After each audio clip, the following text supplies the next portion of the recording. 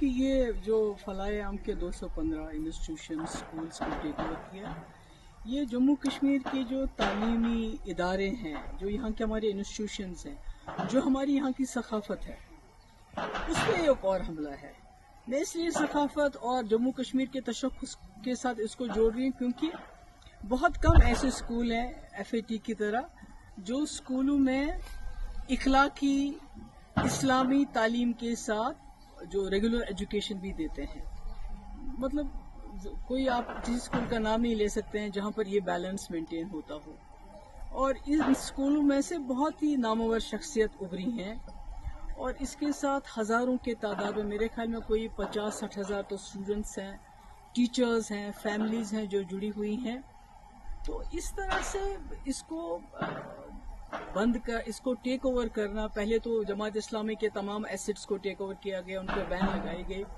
पर तभी उम्मीद थी कि यहाँ एक चुनी हुई सरकार आएगी, इलेक्शन होंगे, तो शायद ये जो हम पे ताबड़तोड़ हमले हो रहे हैं हमारे तशख्खुस पे, हमारे हर इदारे पे, तो कहीं ना कहीं उसको वो रोकने में कामयाब हो जाएंगे। और शायद यही वजह है कि लोगों ने नेशनल कॉन्फ्रेंस को तकरीबन 50 सीटें दी।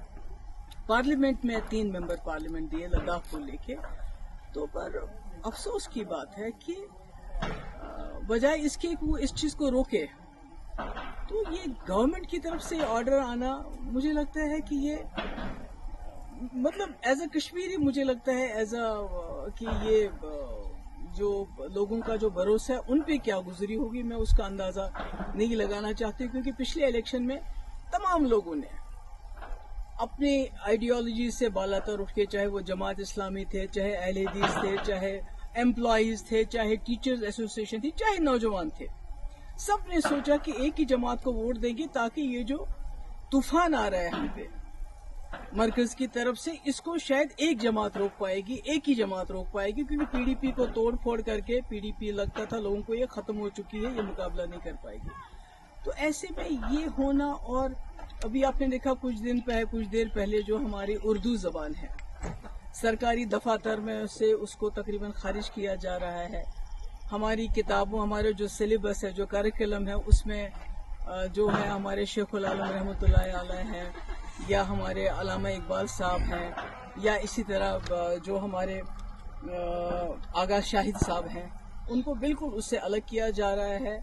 तो सरकार जो है खामोश है। और इस बार तो सरकार हिस्सा बन गई।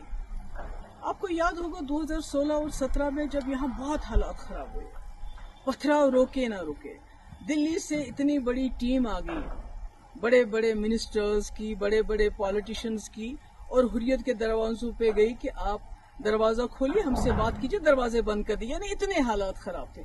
उस वक्त मेरे ऊपर बहुत प्रेशर आया था कि आप जमात इस्लामी के ऊपर क्रैक डाउन कर लीजिए, बैन कर लीजिए, इनको PSA लगा लीजिए, इनके एसेट सीज कर, जो अब हो रहा है, जो इस वक्त की सरकार इस वक्त कर रही है। मगर मैंने सोचा कि अगर मैं अपने ही लोगों पे बिला वजह इस किस्म की कार्रवाई, या तो कोई सबूत हो कि भाई इस वक्त ये कुछ ऐसा कर रहे हैं तो आप कोई एक्शन लोगे, मगर सिर्फ इनकी आइडियोलॉजी की वजह से किसी ने जाके दिल्ली में चुगली खाई थी कि भाई वहाँ जो भी कुछ कर रहे हैं वो जमात इस्लामी के लोग कर रहे हैं, जो पथराव हो रहा है, जो मुल्क के मुखालिफ जो मुहिम चल रही है, वो सब जमात इस्लामी। पर मैंने उस वक्त स्टैंड लिया, जैसे मैंने कुठवा में स्टैंड लिया। हालांकि मेरे पास अक्सरियत नहीं थी, हम PDP BJP सरकार में बने हुए थे। आज नेशनल कॉन्फ्रेंस के पास अपनी अक्सरियत है, उसके बावजूद वो इस किस्म के फैसले करती है। मुझे लगता है ये अफसोस के लायक है। और इसके बारे में क्या कहूँगी, वैसे तो लोग कहते हैं कि कहीं ना कहीं नेशनल कॉन्फ्रेंस और जमात इस्लामी का पुराने वक्त से चल रहा है कि जब शेख साहब मरहूम 77 में आ गए, उसके बाद जमात इस्लामी वालों के साथ क्या किया गया, किस तरह इनके घर चलाए गए, क्या क्या हमारी मुकद्दस किताबें भी नजर आतश की गई। उसके बाद 87 के बाद क्या किया गया, जो फलाए आम ट्रस्ट के टीचर है उनको कैसे पब्लिक सेफ्टी एक्ट लगाया गया। और आज 2025 में अब इनके जो स्कूल थे, जो लोगों के गरीब लोगों को, गरीब बच्चों को, क्योंकि आपने देखा कि सरकारी स्कूलों में जो चीज कमी है वो ये स्कूल पूरी करते थे, जिनका कोई नहीं होता था और कम फीस लेके ये तालीम देते थे।